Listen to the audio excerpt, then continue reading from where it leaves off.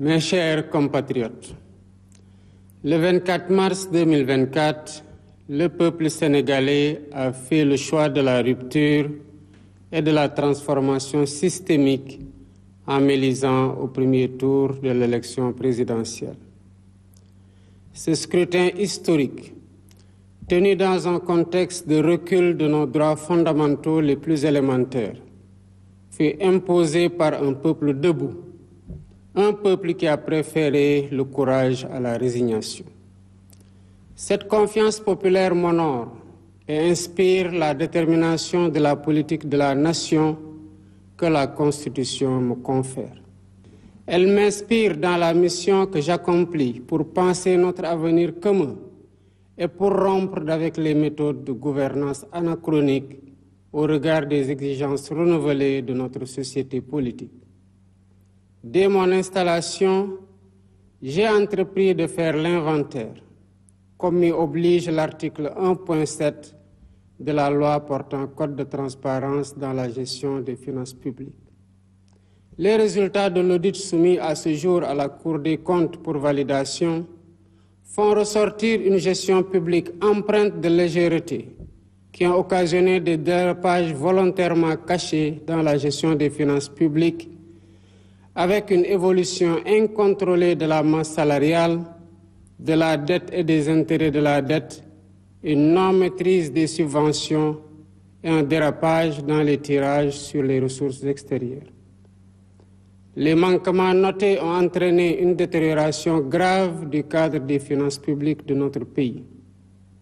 Le gouvernement, après échange avec les partenaires techniques et financiers et les autres partenaires, reviendra largement sur le sujet et le rapport approuvé par la Cour des comptes fera l'objet d'une publication.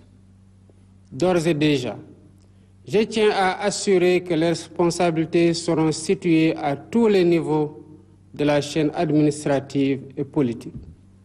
Mes chers compatriotes, mon serment devant Dieu et la nation d'honorer nos institutions et tremper du sang des Sénégalais tombés l'idéal national en bandoulière lors des nombreuses luttes pour notre démocratie. Malheureusement, la majorité parlementaire a décidé de ramer à contre-courant de la volonté du peuple sénégalais, pourtant clairement exprimée au soir du 24 mars 2024. D'abord en refusant, le 29 juin 2024, de tenir le débat d'orientation budgétaire pourtant obligatoire pour le motif simpliste d'une supposée attaque reçue sur le terrain politique. Cette violation d'une obligation légale prévue par l'article 56 de la loi organique relative aux lois de finances aura gravement contribué à ternir l'image du Sénégal aux yeux des institutions internationales.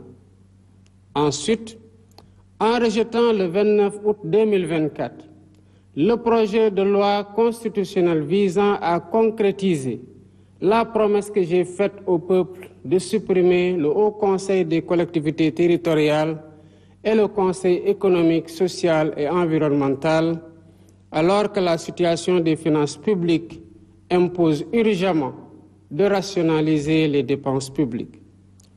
Enfin, en allant jusqu'à l'usurpation des prérogatives constitutionnelles du président de la République pour fixer une date pour la déclaration de politique générale en violation flagrante de l'article 84 de la Constitution et de l'article 97 de la loi organique portant règlement intérieur de l'Assemblée nationale, sans parler de la menace d'une motion de censure que cette majorité fait planer sur le gouvernement.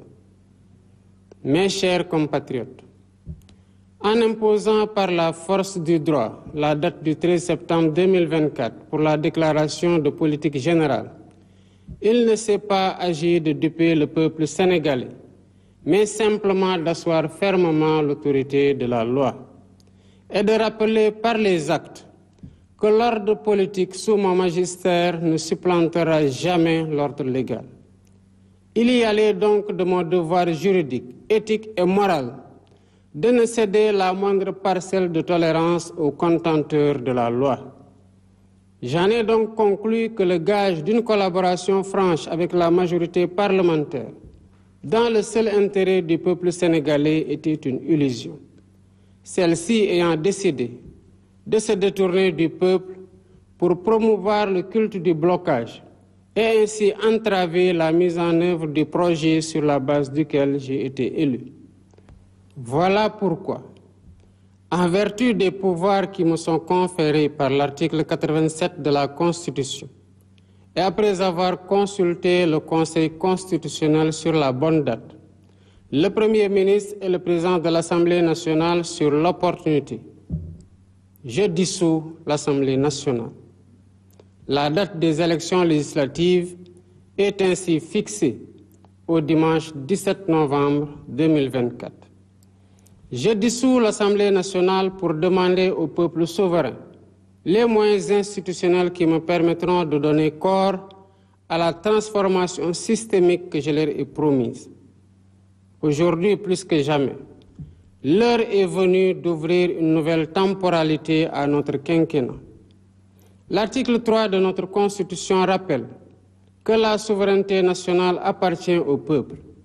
Ce faisant, le peuple est invité à reprendre ses titres d'habilitation et à décider souverainement si l'Assemblée nationale doit refléter les aspirations profondes de changement qui se sont exprimées au soir du 24 mars 2024 ou si elle doit demeurer encore le dernier avatar bloquant d'un régime déchu.